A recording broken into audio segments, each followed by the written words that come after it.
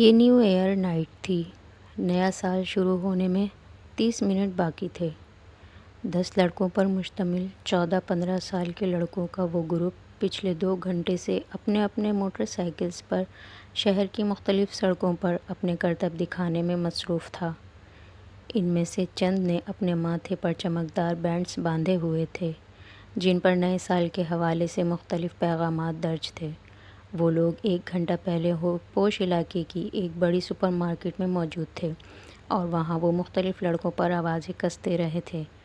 اپنی بائکس پر سوار ان مختلف پر چکر لگا رہے تھے۔ ان کے پاس فائر کریکرز موجود تھے، جنہیں وہ وقتاً فوقتاً چلا رہے تھے۔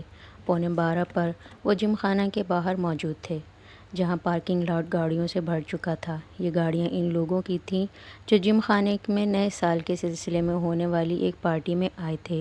ان لڑکوں کے پاس بھی اس پارٹی کے دعوتی کارڈ موجود تھے، کیونکہ ان میں سے تقریباً تمام کے والدین جم خانہ کے ممبر تھے۔ وہ لڑکے اندر پہنچے تو 11:55 ہو رہے تھے۔ چند منٹوں بعد ڈانس فلور سمیت تمام جگہوں پر لائٹس آف ہو جاتیں اور اس کے بعد باہر لان میں آتش بازی کے ایک مظاہرے کے ساتھ نیا سال شروع ہونے پر لائٹس آن ہونا تھیں، اور اس کے بعد تقریباً تمام رات وہاں رقص کے ساتھ ساتھ شراب پی جاتی، جس کا اہتمام نئے سال کی اس تقریب کے لیے جم خانہ کی انتظامیہ خاص طور پر کرتی تھی۔ لائٹس آف ہوتے ہی وہاں ایک طوفان بدتمیزی کا آغاز ہو جاتا تھا، اور وہاں موجود لوگ اسی طوفان بدتمیزی کے لیے وہاں آئے تھے۔ 15 سالہ وہ لڑکا بھی 10 لڑکوں کے اس گروپ کے ساتھ آنے کے بعد اس وقت ڈانس فلور پر راک بیٹ پر ڈانس کر رہا تھا۔ ڈانس میں اس کی مہارت قابل دید تھی۔ 12 بجنے میں 10 سیکنڈ رہ جانے پر لائٹس آف ہو گئیں اور ٹھیک 12 بجے لائٹس یکدم دوبارہ آن کر دی گئیں۔ اندھیرے کے بعد سیکنڈز گننے والوں کی آوازیں اب شور اور خوشی کے قہقہوں اور چیخوں میں بدل گئی تھیں۔ چند سیکنڈز پہلے تھم جانے والا میوزک ایک بار پھر بجایا جانے لگا۔ وہ لڑکا اب اپنے دوستوں کے ساتھ باہر پارکنگ میں آ گیا، جہاں بہت سے لڑکے اپنی اپنی گاڑیوں کے ہارن بجا رہے تھے۔ انہی لڑکوں کے ساتھ بیئر کی کین پکڑے وہ وہاں موجود ایک گاڑی کی چھت پر چڑھ گیا۔ اس لڑکے نے گاڑی کی چھت پر کھڑے کھڑے اپنی جیکٹ کی جیب سے بیئر کا ایک بھرا ہوا کین نکالا اور پوری قوت سے کچھ فاصلے پر کھڑی ایک گاڑی کی ونڈ اسکرین پر دے مارا۔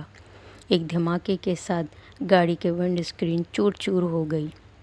وہ لڑکا اطمینان کے ساتھ اپنے بائیں ہاتھ میں پکڑا کین پیتا رہا۔ وہ پچھلے آدھے گھنٹے سے کامران کو ویڈیو گیم کھیلتے ہوئے دیکھ رہا تھا۔ اسکرین پر موجود اسکور میں کوئی خاص اضافہ نہیں ہو رہا تھا۔ شاید اس کی وجہ وہ مشکل ٹریک تھا جس پر کامران کو گاڑی ڈرائیو کرنی تھی۔ سالار لاؤنج کے صوفوں میں سے ایک صوفے پر بیٹھا اپنی نوٹ بک پر کچھ لکھنے میں مصروف تھا، مگر وقتاً فوقتاً نظر اٹھا کر ٹی وی اسکرین کو بھی دیکھ رہا تھا، جہاں کامران اپنی جدوجہد میں مصروف تھا۔ ٹھیک آدھے گھنٹے بعد اس کی نوٹ بک بند کر کے سامنے پڑی میز پر رکھ دی، پھر منہ پر ہاتھ رکھ کر جمائی روکی۔ دونوں ٹانگیں سامنے پڑی میز پر رکھ کر اور دونوں ہاتھوں کی انگلیاں سر کے پیچھے باندھے وہ کچھ دیر اسکرین کو دیکھتا رہا، جہاں کامران اپنے تمام چانسز ضائع کرنے کے بعد ایک بار پھر نیا گیم کھیلنے کی تیاری کر رہا تھا۔ کیا پرابلم ہے کامران؟ سالار نے کامران کو مخاطب کیا۔ ایسے ہی، نیا گیم لے کر آیا ہوں، مگر اسکور کرنے میں بڑی مشکل ہو رہی ہے، کامران نے بیزاری سے کہا۔ اچھا مجھے دکھاؤ۔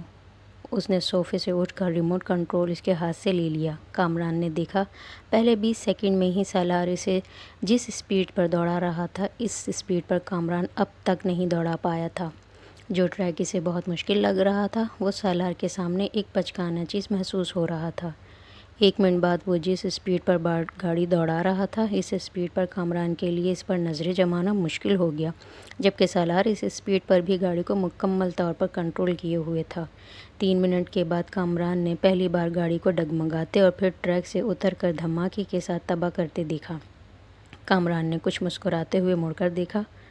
گاڑی کیوں تباہ ہوئی تھی وہ جان گیا تھا۔ ریموٹ اب سالار کے ہاتھ کے بجائے میز پر پڑا تھا اور وہ اپنی نوٹ بک اٹھائے کھڑا ہو رہا تھا۔ کامران نے سر اٹھا کر اسے دیکھا۔ بہت بورنگ گیم ہے، سالار نے تبصرہ کیا اور کامران کی ٹانگوں کو پھیلانگتے ہوئے لان سے باہر نکل گیا۔ کامران ہونٹ پیچھے 7 ہندسوں پر مبنی اس اسکور کو دیکھ رہا تھا جو اسکرین کے ایک کونے میں جگمگا رہا تھا۔ کچھ نہ سمجھ میں آنے والے انداز میں اس نے بیرونی دروازے کو دیکھا، جس سے وہ غائب ہوا تھا۔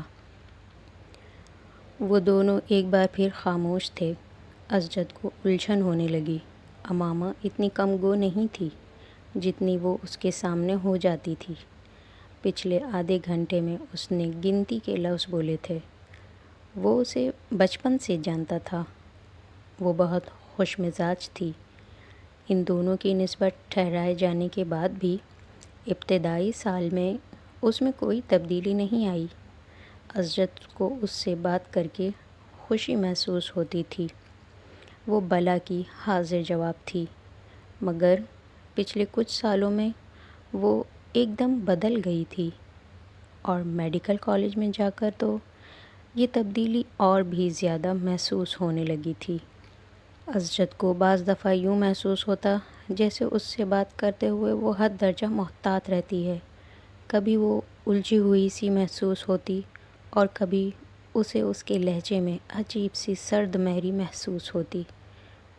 اسے لگتا وہ جلد از جلد اس سے چھٹکارا پا کر اس کے پاس سے اٹھ کر چلی جانا چاہتی ہے۔ اس وقت بھی وہ ایسا ہی محسوس کر رہا تھا، اور کئی بار سوچتا ہوں کہ میں خواہ ہی تمہارے لیے یہاں آنے کا تردد کرتا ہوں۔ تمہیں تو اس سے کوئی فرق نہیں پڑتا ہوگا کہ میں آؤں یا نہ آؤں۔ اسجد نے ایک گہری سانس لے کر کہا۔ وہ اس کے بالمقابل لان چیئر پر بیٹھی دور باؤنڈری وال پر چڑھی بیل کو گھور رہی تھی۔ اسجد کی شکایت پر اس نے گردن ہلائے بغیر اپنی نظریں بیل سے ہٹا کر اسجد پر مرکوز کر دیں۔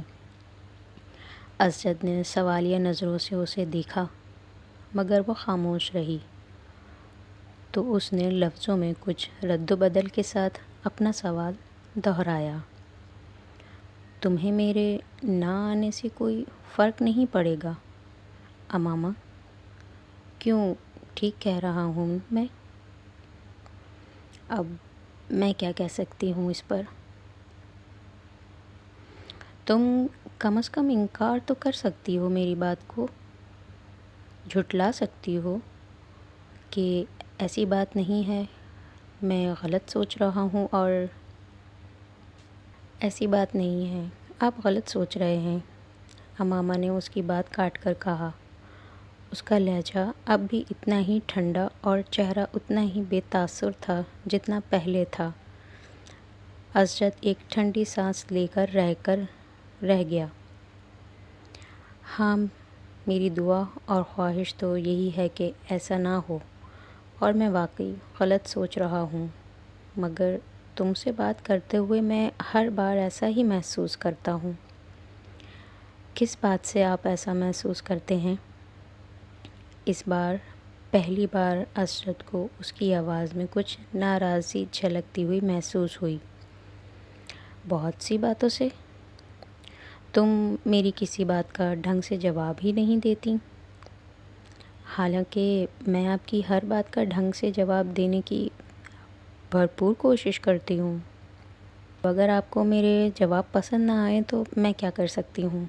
اسجد کو اس بار بات کرتے ہوئے کچھ مزید خفا محسوس ہوئی۔ میں نے یہ کب کہا کہ مجھے تمہارے جواب پسند نہیں آئے؟ میں تو صرف یہ کہہ رہا ہوں کہ میری ہر بات کے جواب میں تمہارے پاس ہاں اور نہیں کے علاوہ کچھ نہیں ہوتا۔ بعض دفعہ تو مجھے لگتا ہے میں اپنے آپ سے باتیں کر رہا ہوں۔ اگر آپ مجھ سے یہ پوچھیں گے کہ تم ٹھیک ہو، تو میں اس کا جواب ہاں یا نہ میں ہی دوں گی۔ ہاں اور نہیں کے علاوہ اس سوال کا جواب کسی تقریر سے دیا جا سکتا ہے تو آپ مجھے وہ دے دیں، میں کر دوں گی۔ وہ بالکل سنجیدہ تھی۔ ہاں اور نہیں کے ساتھ بھی تو کچھ کہا جا سکتا ہے، اور کچھ نہیں تو تم جواباً میرا حال ہی پوچھ سکتی ہو۔ میں آپ کا کیا حال پوچھوں؟ ظاہر ہے اگر آپ میرے گھر آئے ہیں، میرے سامنے بیٹھے مجھ سے باتیں کر رہے ہیں، تو اس کا واضح مطلب تو یہی ہے کہ آپ ٹھیک ہیں، ورنہ آپ اس وقت اپنے گھر بستر پر پڑے ہوتے۔ یہ فارمیلٹی ہوتی ہے ماما۔ ارے آپ جانتے نہیں، میں فارمیلٹیز پر یقین نہیں رکھتی۔ آپ بھی مجھ سے میرا حال نہ پوچھا کریں، میں بالکل مائنڈ نہیں کروں گی۔ اسجد جیسے لاجواب ہو گیا۔ چھوڑو، بندہ کوئی اور بات کر لیتا ہے، کچھ ڈسکس کر لیتا ہے، اپنی مصروفیات کے بارے میں ہی کچھ بتا دیتا ہے۔ اسجد، میں آپ سے کیا ڈسکس کروں؟ آپ بزنس کرتے ہیں، میں میڈیکل کی اسٹوڈنٹ ہوں۔ آپ سے میں کیا پوچھوں؟ اسٹاک مارکیٹ کی پوزیشن، ٹرینڈ بلش تھا یا بیئرش، انڈیکس میں کتنے پوائنٹ کا اضافہ ہوا، یا اگلی کنسائنمنٹ کہاں بھیج رہے ہیں؟ اس بار گورنمنٹ نے آپ کو کتنی ریبٹ دی؟ اس کا لہجہ اب بھی اتنا ہی سرد تھا۔ یا آپ سے اناٹومی ڈسکس کروں، کون سے عوامل انسان کے جگر کو متاثر کر سکتے ہیں؟ بائی پاس سرجری میں اس سال کون سی نئی تکنیک استعمال کی گئی؟ دل کی دھڑکن بحال کرنے کے لیے کتنے سے کتنے وولٹ کا الیکٹرک شاک دیا جا سکتا ہے؟ تو ہم دونوں کی مصروفیات تو یہ ہیں، اب ان کے بارے میں ڈسکس سے آپ اور میں محبت اور بے تکلفی کی کون سی نئی منزلیں طے کریں گے؟ وہ میری سمجھ سے باہر ہے۔ اسجد کا چہرہ سرخ ہو گیا۔ اب وہ اس لمحے کو کوس رہا تھا جب اس نے امامہ سے شکایت کی تھی۔ اور بھی مصروفیات ہوتی ہیں انسان کی، اسجد نے قدرے کمزور لہجے میں کہا۔ نہیں، پڑھائی کے علاوہ میری اور کوئی مصروفیات نہیں ہیں، امامہ نے قطعیت سے سر ہلاتے ہوئے کہا۔ پہلے بھی تو ہم دونوں آپس میں بہت سی باتیں کرتے تھے، امامہ نے اس کی بات کاٹ دی۔ پہلے کی بات چھوڑ دیں، اب میں وقت ضائع کرنا افورڈ نہیں کر سکتی۔ حیرت مجھے آپ پر ہو رہی ہے، آپ بزنس مین ہو کر اتنی امیچیور اور ایموشنل سوچ رکھتے ہیں۔ آپ کو تو خود بہت پریکٹیکل ہونا چاہیے۔ اسجد کچھ بول نہ سکا۔ ہم دونوں کے درمیان جو رشتہ ہے وہ ہم دونوں جانتے ہیں۔ اب اگر آپ میری پریکٹیکل اپروچ کو بے التفاتی، بے نیازی، ناراضی سمجھیں تو میں کیا کر سکتی ہوں؟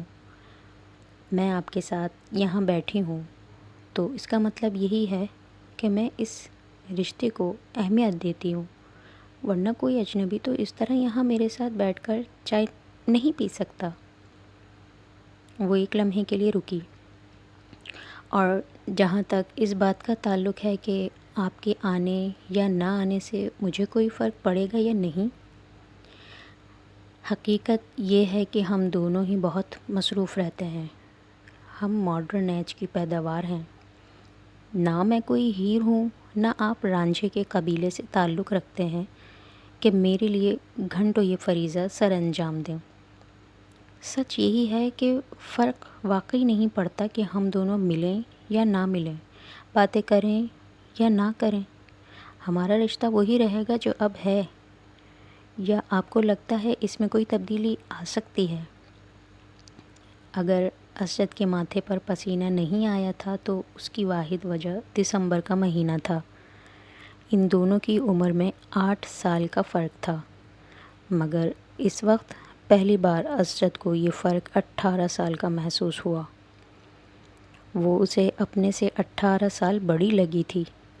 2 ہفتے پہلے وہ 19 سال کی ہوئی تھی، مگر اس وقت اسجد کو لگ رہا تھا جیسے وہ ٹین ایج سے سیدھی ادھیڑ عمری میں چلی گئی تھی، اور خود وہ ایک بار پھر پری ٹین میں آ گیا تھا۔ وہ اس کے بالمقابل ٹانگ پر ٹانگ رکھتے اسجد کے چہرے پر نظریں جمائے اسی بے تاثر انداز میں اس کے جواب کا منتظر تھی۔ اسجد نے کرسی کے ہتھے پر ٹکے اس کے ہاتھوں میں منگنی کی انگوٹھی کو دیکھا اور کھنکھار کر اپنا گلا صاف کرنے کی کوشش کی۔ تم بالکل ٹھیک کہہ رہی ہو، میں صرف اس لیے ڈسکشن کی بات کر رہا تھا کہ ہمارے درمیان انڈرسٹینڈنگ ڈیولپ ہو سکے۔ اسجد، میں آپ کو بہت اچھی طرح سمجھتی اور جانتی ہوں، اور یہ جان کر مجھے بہت افسوس ہوا کہ آپ سمجھتے ہیں کہ ہمارے درمیان ابھی بھی کسی انڈرسٹینڈنگ کے ڈیولپ کرنے کی ضرورت ہے۔ میرا خیال تھا ہم دونوں کے درمیان اچھی خاصی انڈرسٹینڈنگ ہے۔ وہ اسجد کا دن نہیں تھا، اسجد نے اعتراف کیا۔ اور اگر آپ کو یہ خیال ہے کہ اناٹومی اور بزنس کو ڈسکس کر کے ہم کوئی انڈرسٹینڈنگ ڈیولپ کر لیں گے تو ٹھیک ہے، آئندہ ہم یہی ڈسکس کر لیا کریں گے۔ امامہ کے لہجے میں لاپرواہی کا عنصر واضح تھا۔ تم کو میری بات بری لگی ہے؟ بالکل بھی نہیں، میں کیوں برا مانوں گی؟ اس کے لہجے میں موجود حیرت کے عنصر نے اسجد کو مزید شرمندہ کیا۔ شاید میں نے غلط بات کی ہے۔ شاید نہیں، یقیناً، اس نے تینوں لفظوں پر باری باری زور دیتے ہوئے کہا۔ تم جانتی ہو میرے نزدیک یہ رشتہ کتنی اہمیت کا حامل ہے۔ میرے بہت سے خواب ہیں اس رشتے کے حوالے سے، تمہارے حوالے سے۔ اسجد نے ایک گہرا سانس لے کر کہا۔ امامہ بے تاثر چہرے کے ساتھ اسی بیل کو دیکھ رہی تھی۔ شاید اس لیے میں ضرورت سے زیادہ حساس ہو جاتا ہوں۔ مجھے اس رشتے کے حوالے سے کوئی خوف نہیں ہے۔ میں جانتا ہوں یہ رشتہ ہم دونوں کی مرضی سے ہوا ہے۔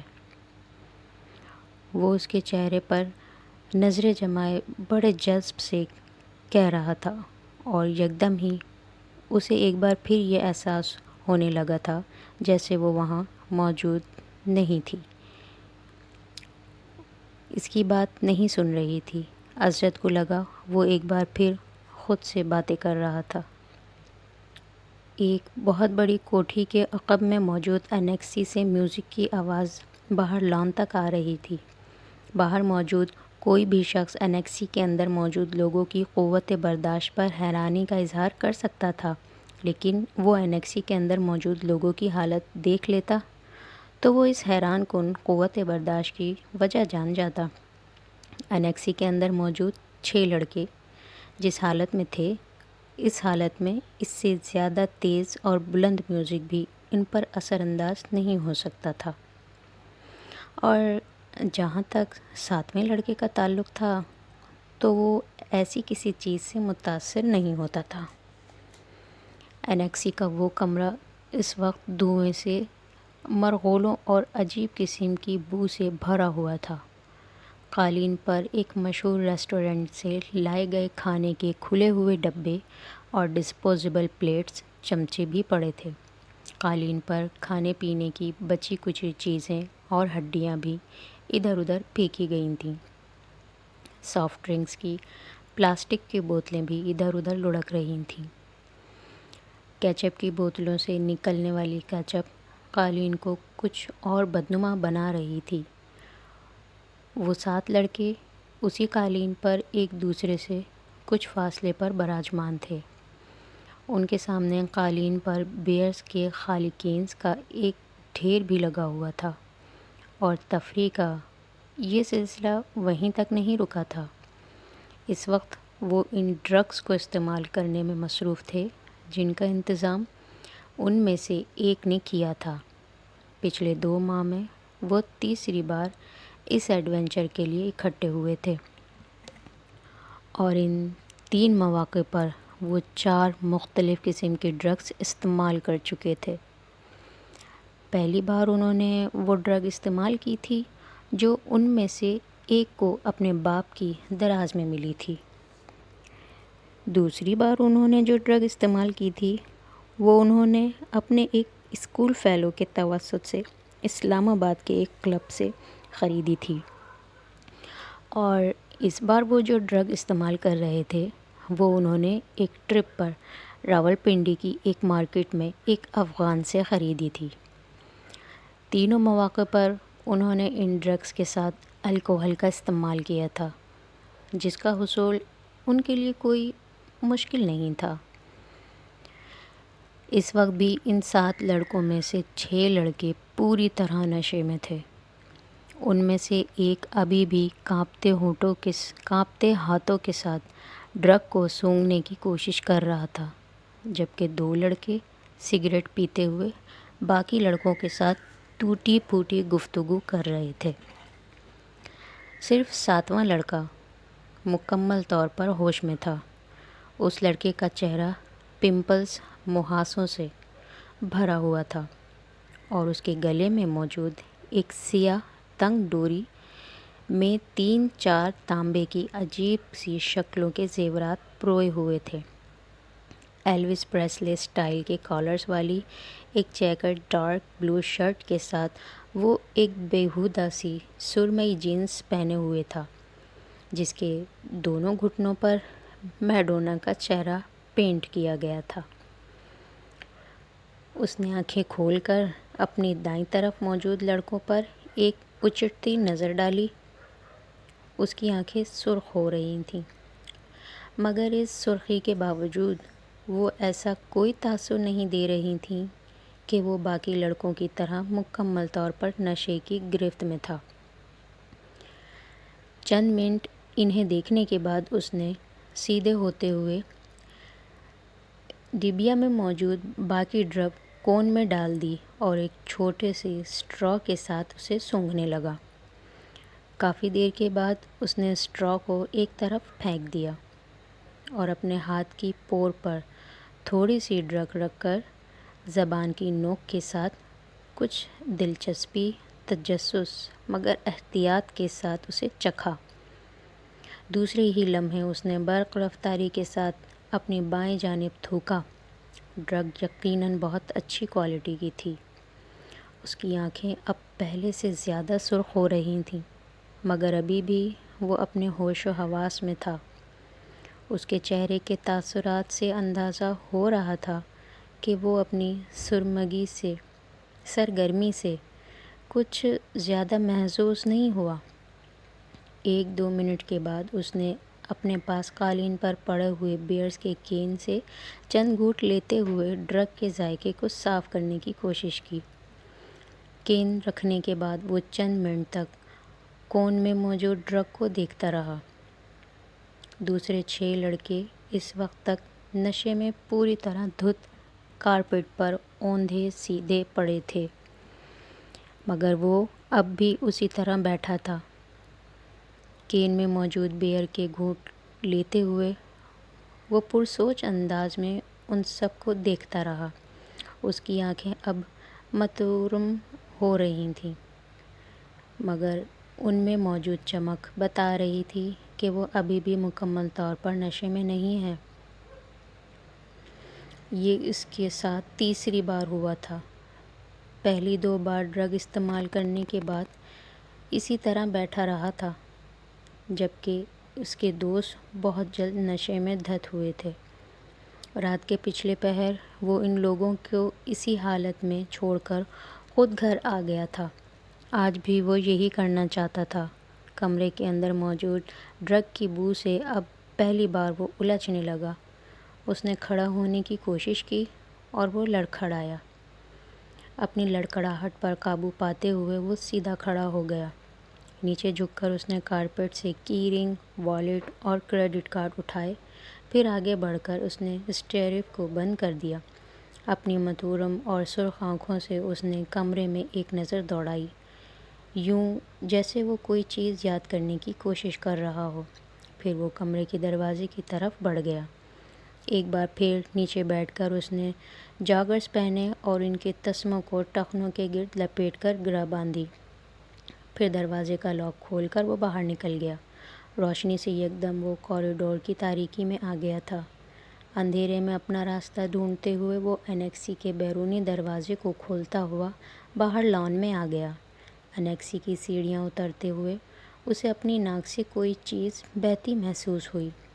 بایاں ہاتھ اٹھا کر اس نے اپنے اوپری ہونٹ پر رکھا۔ اس کی انگلیاں چپچپانے لگی تھیں۔ اس نے ہاتھ اٹھاتے ہوئے اپنی انگلیوں کو انیکسی کی بیرونی لائٹ کی روشنی میں دیکھا۔ اس کی پوروں پر خون کے قطرے لگے ہوئے تھے۔ اس نے اپنی ٹراؤزر کی جیب ٹٹولتے ہوئے اندر سے ایک رومال برآمد کیا اور اپنی پوروں پر لگا ہوا خون صاف کیا۔ اس کے بعد اسی رومال کے ساتھ اس نے اپنی ناک سے چمکنے والا خون صاف کیا۔ اپنے حلق میں کوئی چیز چبھتی ہوئی محسوس ہوئی۔ اس نے کھنگار کر اپنا گلا صاف کرنے کی کوشش کی۔ اسے اب اپنے سینے میں بھی گھٹن کا احساس ہونے لگا۔ چند گہرے سانس لے کر اس نے اس گھٹن کو کم کرنے کی کوشش کی۔ وہیں کھڑے کھڑے اس نے 2-3 بار نیچے تھوکا۔ اور ایک بار پھر سیڑھیاں اترنے کے لیے قدم بڑھایا۔ وہ یکدم ٹھٹک گیا۔ اس کی ناک میں عجیب سی سنسناہٹ ہوئی اور پھر یکدم کوئی چیز پوری قوت سے بہنے لگی۔ وہ بے اختیار کمر کے بل جھک گیا۔ ایک دھار کی صورت میں اس کی ناک سے نکلنے والا خون سیڑھیوں پر گرنے لگا۔ ماربل پر پھسلتا ہوا خون۔ وہ اسے دیکھتا رہا۔ گولف کلب میں تقریب تک انعامات منعقد کی جا رہی تھی۔ 16 سالہ سالار سکندر بھی انڈر 16 کی کیٹیگری میں 7 انڈر پر کے اسکور کے ساتھ پہلی پوزیشن کی ٹرافی وصول کرنے کے لیے موجود تھا۔ سکندر عثمان نے سالار سکندر کا نام پکارے جانے پر تالیاں بجاتے ہوئے اس ٹرافی کیبنٹ کے بارے میں سوچا جس میں اس سال انہیں کچھ مزید تبدیلیاں کروانی پڑیں گی۔ سالار کو ملنے والی شیلڈز اور ٹرافیز کی تعداد اس سال بھی پچھلے سالوں جیسی ہی تھی۔ ان کے تمام بچے ہی پڑھائی میں بہت اچھے تھے، مگر سالار سکندر باقی سب سے مختلف تھا۔ ٹرافیز، شیلڈز اور سرٹیفکیٹ کے معاملے میں وہ سکندر عثمان کے باقی بچوں میں بہت آگے تھا۔ 150 آئی کیو لیول کے حامل اس بچے کا مقابلہ کرنا ان میں سے کسی کے لیے ممکن بھی نہیں۔ فخریہ انداز میں تالیاں بجاتے ہوئے سکندر عثمان نے دائیں طرف بیٹھی ہوئی اپنی بیوی سے سرگوشی میں کہا، یہ گولف میچ کی 13ویں اور اس سال کی چوتھی ٹرافی ہے۔ ہر چیز کا حساب رکھتے ہو تم؟ اس کی بیوی نے مسکراتے ہوئے جیسے قدرے ستائشی انداز میں اپنے شوہر سے کہا، جس کی نظریں اس وقت مہمان خصوصی سے ٹرافی وصول کرتے ہوئے سالار پر مرکوز تھیں۔ صرف گولف کا؟ اور کیوں؟ وہ تم اچھی طرح جانتی ہو۔ سکندر عثمان نے اپنی بیوی کو دیکھا جو اب سیٹ کی طرف جاتے ہوئے سالار کو دیکھ رہی تھی۔ آئی بیٹ اگر یہ اس وقت اس مقابلے میں شرکت کرنے والے پروفیشنل کھلاڑیوں کے ساتھ کھیل رہا ہوتا تو بھی اس وقت اس کے ہاتھ میں یہی ٹرافی ہوتی۔ سکندر عثمان نے بیٹے کو دور سے دیکھتے ہوئے فخریہ انداز میں دعویٰ کیا۔ سالار اب اپنی سیٹ کی طرف موجود دوسری سیٹوں پر موجود انعامات حاصل کرنے والوں سے ہاتھ ملانے میں مصروف تھا۔ ان کی بیوی کو سکندر عثمان کے دعوے پر کوئی حیرانی نہیں ہوئی، کیونکہ وہ جانتی تھی سالار کے بارے میں یہ ایک باپ کا جذباتی جملہ نہیں تھا۔ وہ واقعی اتنا ہی غیر معمولی تھا۔ اسے 2 ہفتے پہلے اپنے بھائی زبیر کے ساتھ اسی گولف کورس پر 18 ہول پر کھیلا جانے والا گولف کا میچ یاد آ گیا۔ رف پر اتفاقاً گر جانے والی ایک بال کو وہ جس صفائی اور مہارت کے ساتھ واپس گرین پر لایا تھا، اس نے زبیر کو محو حیرت کر دیا اور پہلی بار سالار کے ساتھ گولف کھیل رہا تھا۔ مجھے یقین نہیں آ رہا۔ 18 ہول کے خاتمے تک کسی کو بھی یہ یاد نہیں تھا کہ اس نے یہ جملہ کتنی بار بولا تھا۔ رف پر کھیلی جانے والی اس شاٹ نے اگر اسے محو حیرت کیا تھا تو سالار سکندر کے پٹرس نے اسے دم بخودہ کر دیا تھا۔ گیند کو ہول میں جاتے دیکھ کر اس نے کلب کے سہارے کھڑے صاف گردن موڑ کر آنکھوں ہی آنکھوں میں سالار سکندر اور اس کے ہول کے درمیان موجود فاصلے کو ناپا اور جیسے بے یقینی سے سر ہلاتے سالار کو دیکھا۔ آج سالار صاحب اچھا نہیں کھیل رہے۔ زبیر نے مڑ کر بے یقینی کے عالم میں اپنے پیچھے کھڑے کیڈی کو دیکھا جو گولف کارٹ پکڑے سالار کو دیکھتے ہوئے بڑبڑا رہا تھا۔ ابھی یہ اچھا نہیں کھیل رہا؟ زبیر نے اعتراضی انداز میں کلب کے کیڈی کو دیکھا۔ صاحب ورنہ بال کبھی رف میں نہ جاتی، کیڈی کے بڑے معمول کے انداز میں انہیں بتایا۔ آپ آج یہاں پہلی بار کھیل رہے ہیں اور سالار صاحب پچھلے 7 سال سے یہاں کھیل رہے ہیں۔ میں اسی لیے کہہ رہا ہوں کہ آج وہ اچھا نہیں کھیل رہے۔ کیڈی نے زبیر کی معلومات میں اضافہ کیا اور زبیر نے اپنی بہن کو دیکھا جو فخریہ انداز میں مسکرا رہی تھیں۔ اگلی بار میں پوری تیاری کے ساتھ آؤں گا اور اگلی بار کھیل کی جگہ کا انتخاب بھی میں کروں گا۔ زبیر نے کچھ خفت کے عالم میں اپنی بہن کے ساتھ سالار کی طرف جاتے ہوئے دیکھ اینی ٹائم اینی پلیس، کسی بھی وقت کسی بھی جگہ، انہوں نے سالار کی طرف سے اپنے بھائی کو پراعتماد انداز میں چیلنج کرتے ہوئے کہا۔ میں تمہیں اس ویکنڈ پر ٹی اے اور ڈی اے کے ساتھ کراچی بلوانا چاہتا ہوں، انہوں نے سالار کے قریب پہنچ کر ہلکے پھلکے انداز میں کہا۔ سالار مسکرایا۔ کس لیے؟ میرے بیہاف پر تمہیں کراچی چیمبر آف کامرس کے صدر کے ساتھ ایک میچ کھیلنا ہے۔ میں اس بار الیکشنز میں اس سے ہارا ہوں۔ مگر وہ اگر کسی سے گالف کا میچ ہار گیا تو اسے ہارٹ اٹیک ہو جائے گا، اور وہ بھی ایک بچے کے ہاتھوں۔ So let's settle the scores. وہ اپنے بھائی کی بات پر ہنسی تھیں، مگر سالار کے ماتھے پر چند بل نمودار ہو گئے تھے۔ بچہ؟ اس نے ان کے جملے میں موجود واحد قابل اعتراض لفظ پر زور دیتے ہوئے اسے دہرایا۔